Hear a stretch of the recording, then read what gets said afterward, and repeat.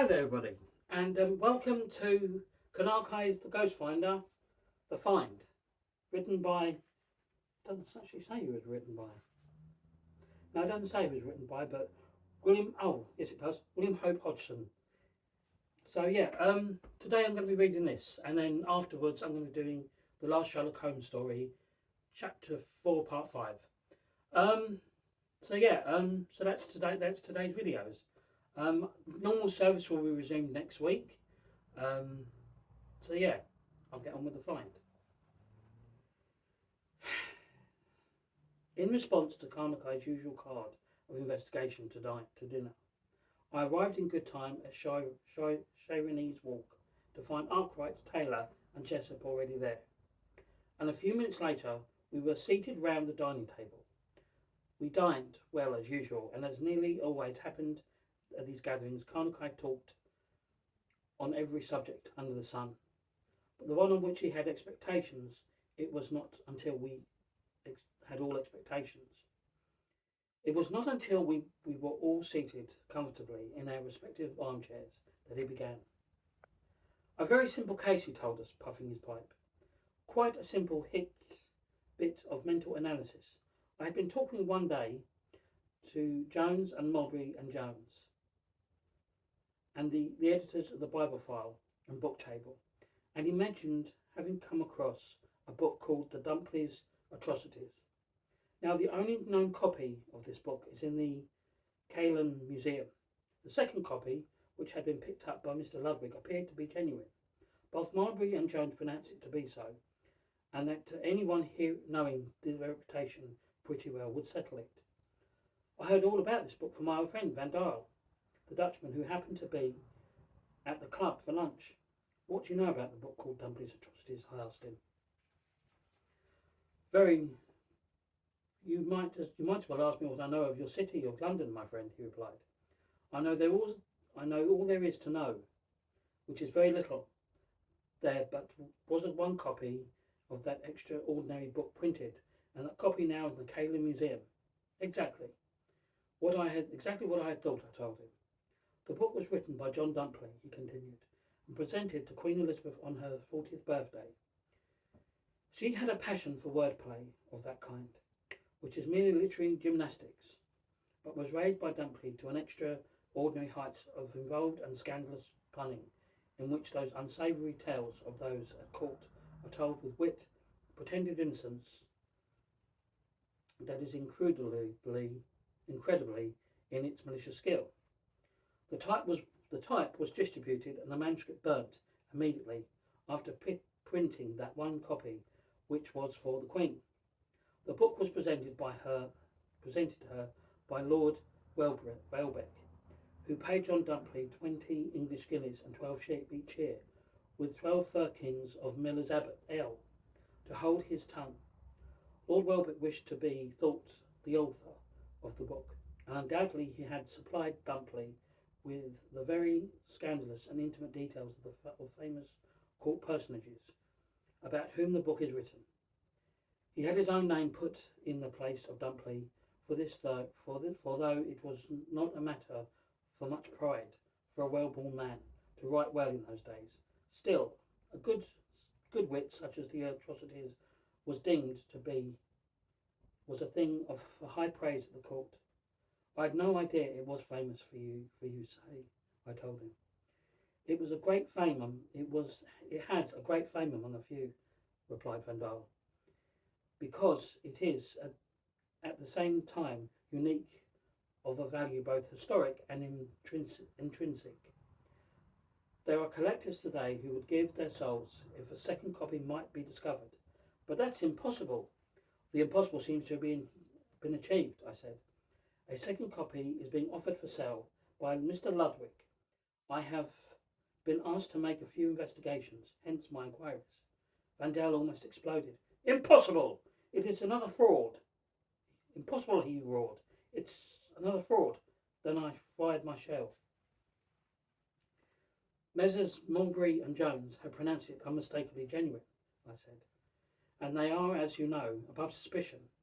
Also, Mr. Ludwig's account of how he bought the book at a dump sale in the Charing Cross Road Seems quite straight and above board. He got it at Bentlow's, and I've just been up there. Mr. Benlow said it is quite possible, though not probable, and anyway, he's mighty sick about it. I don't wonder either. Vandale got to his feet. Come on, round to Mulberry and Jones, he said excitedly, and we went straight off to the offices of the Bibliophile, where Dryle is well known. What's all this about? He called out, almost before he got into the editor's private room. What's all this about the Dumpley atrocities, eh? Show it to me. Where is it? It's that newly discovered copy of the atrocities the Professor is asking for. I explained to Mr. Mulberry, who was at his desk. He's somewhat upset at the news I'd just given him. Probably to no other men in England except its lawful owner would Mulberry have handed the discovery volume on so brief a notice. But Vandal is among the great ones when it comes to bibliography, and Mulberry merely wheeled round his office chair and opened a large safe. From there he took a volume, wrapped about with tissue paper. Standing up, he handed it ceremoniously to Professor Dahl. Vandal literally snatched it from him, tore off the paper and ran to the window to have a better light. There for nearly an hour, while we watched in silence, he examined the book using a magnifying glass as he studied type, paper and binding. At last he sat back, brushed his hand across his forehead. Well, we all asked. It appears to be genuine, he said, before pronouncing finally upon it, however.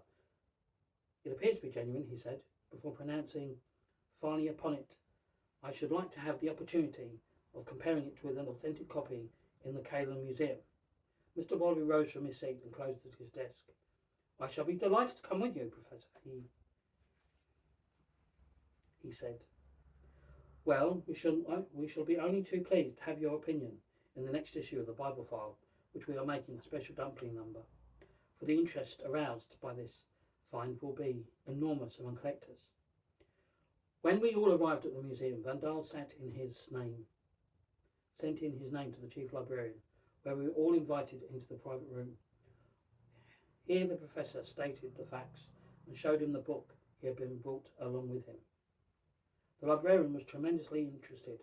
After a brief examination of the copy, expressed his opinion that it was apparently genuine, but he would like to compare it with the authentic copy. Then he did, and the three experts compared the book with the museum copy for considerably over an hour, during which time I listened keenly and jotted down from time to time in my notebook my own conclusions. The verdict of all three was finally unanimous that the newly found copy of the atrocities was undoubtedly genuine and printed at the same time from the same type as the museum copy. Gentlemen, I said, as I am working in the interests of me as Mulberry and Jones, may I ask two questions? First, I should like to ask the librarian whether the museum copy has ever been lent out to the museum. Certainly not, replied the librarian. Rare editions are never loaned and are rarely even handled expert in the presence of an attendant. Thanks, I said. That ought to settle things pretty well. The other question I wish to ask, why were you also convinced before that there was but one copy in existence? Because, said the librarian, as both Mr. Mulberry and Professor Dahl could tell you, Lord Welbrook states in his private memoirs that only one copy was printed, and he appears to have been determined upon this, apparently to enhance the value of his gift to the Queen. He states clearly that he had the one copy printed, and that the printing was done entirely in his presence in the house of Pennywell, printers of Lamprey Court. You can see the name at the beginning of the book. He also purposely superintended the distribution of the type, burnt the manuscripts, and even the proof pulls, as he says. Indeed, so precise and unmistakable are his statements on these points that I should always refuse to consider an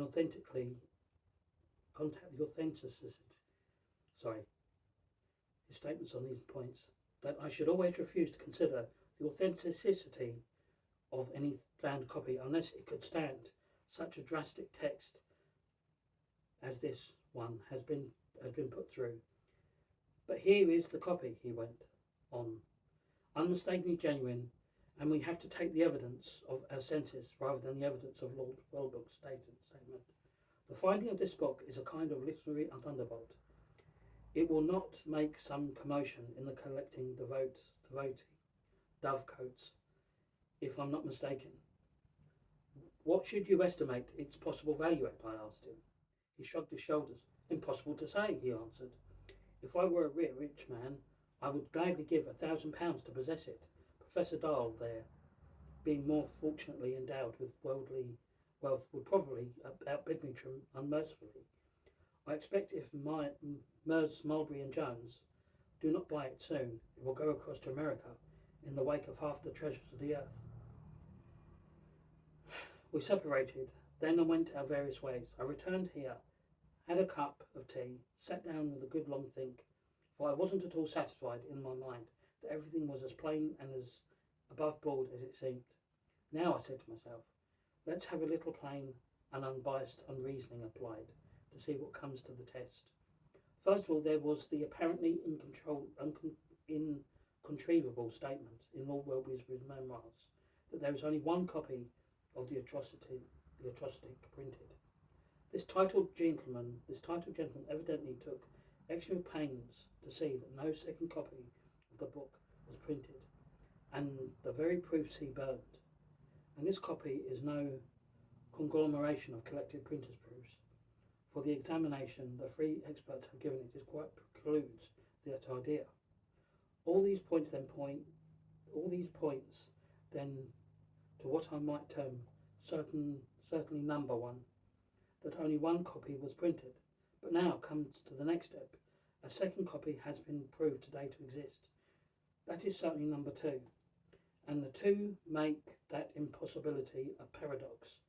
Therefore, though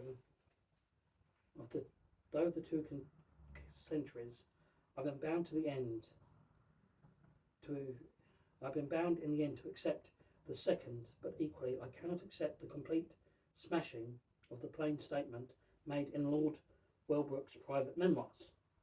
There seems to be more in this than meets the eye. Carnacki puffed thoughtfully at his pipe for a few minutes before he resumed his story.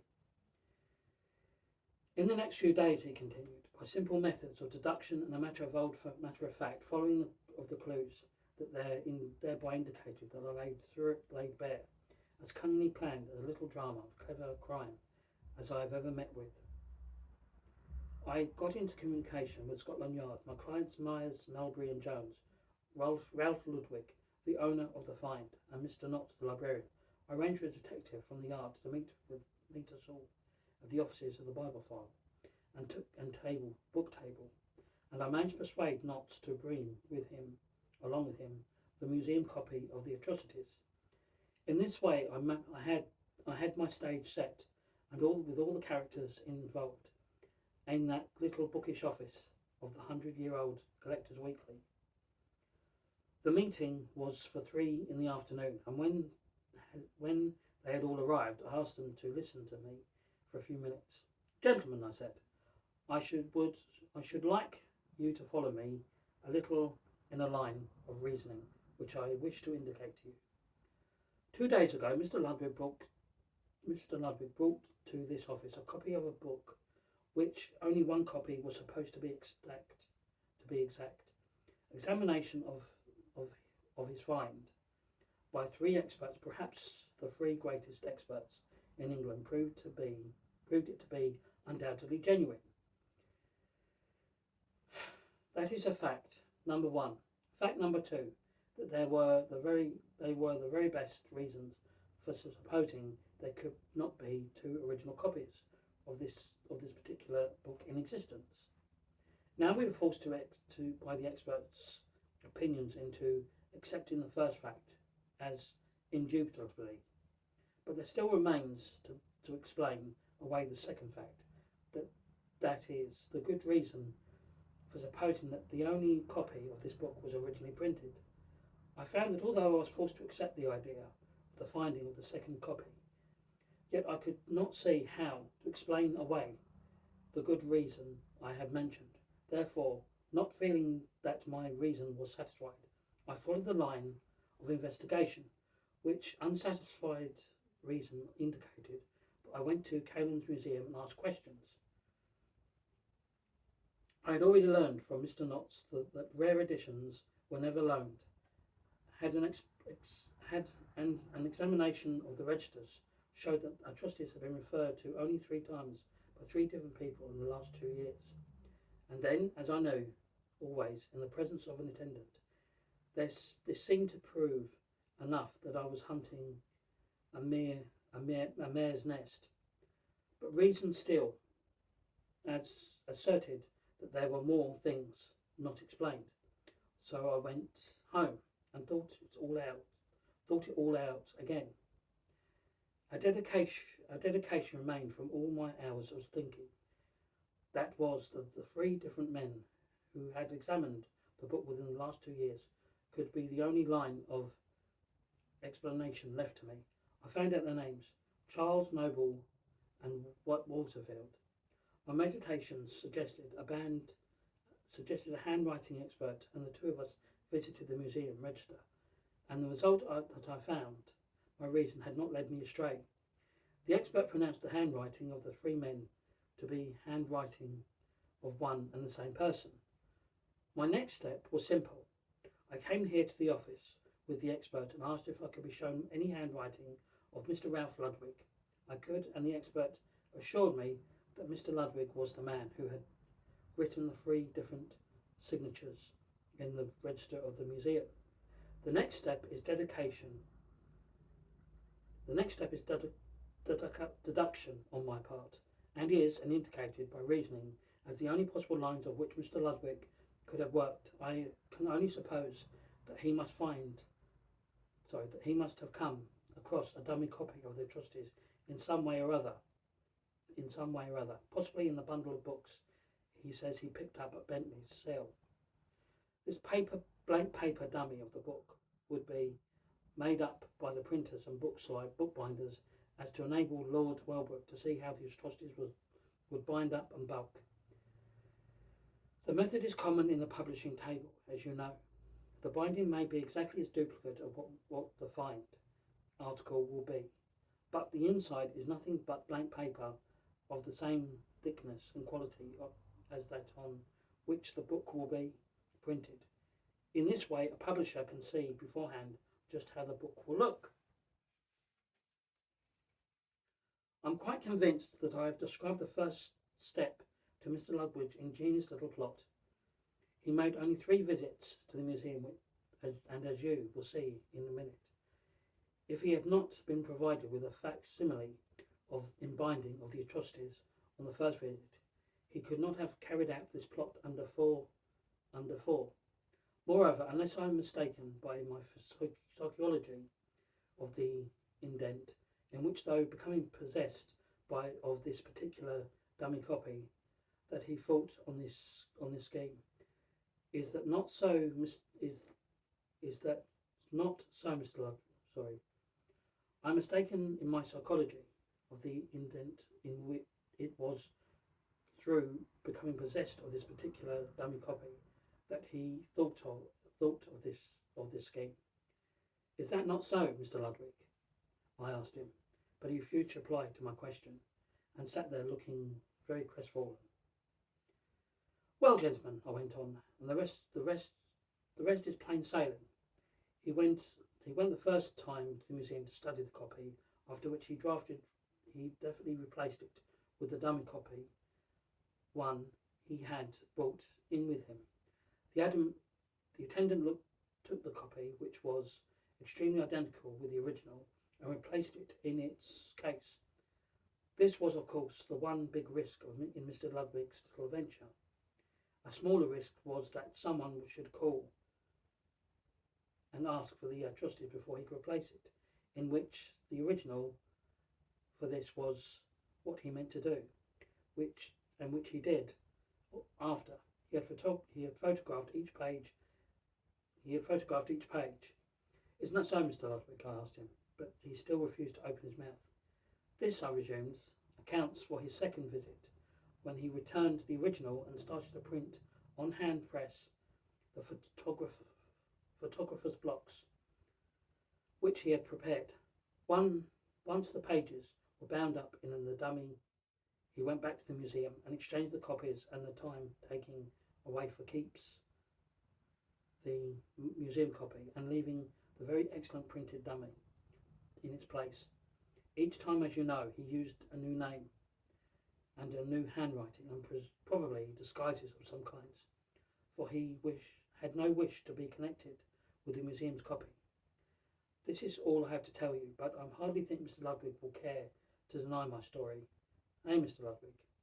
Carnacki knocked out the ashes of his pipe as he finished. I can't imagine what he stole for it, said Arkwright. He could scarcely never ever have hoped to sell it. No, that's true, Carnacki replied. Certainly not in the open market. He would have to sell it to some unscrupulous collector who would, of course, knowing it was stolen, give him the next to nothing for it, and might in the end have handed him over to the police. But don't you see, if he could so arrange that the museum still had its copy, he might sell his own without fear in the open market to the highest bidder, as an authentic second copy which had come to light. He had sense to know that his copy would be mercilessly challenged and examined, and that is why he made his third exchange and finally left his dummy printed as exactly like the original as was possible, and took away with him the authentic copy. The two books were bound to be compared, I argued. Quite true, but the copy at the museum would not be so suspiciously examined. Everyone considered that the book beyond its suspicion. If the three experts had given the same attention to the false copy in the museum, which they thought all the time was the original, I don't suppose for a moment this little story would have been told. It's a very good example of the way people take things for granted. Out you go, he said genially, which was his usual method of dismissing us for a few minutes. Later we went out to the embankment. And that was The Find by William Hope Henderson, Carnacki the Ghost Finder. I'll be doing Sherlock Holmes next. Normal service will be resumed next week. I haven't really quite decided what I'm going to be talking about. So yeah. Anyway, see you in a moment.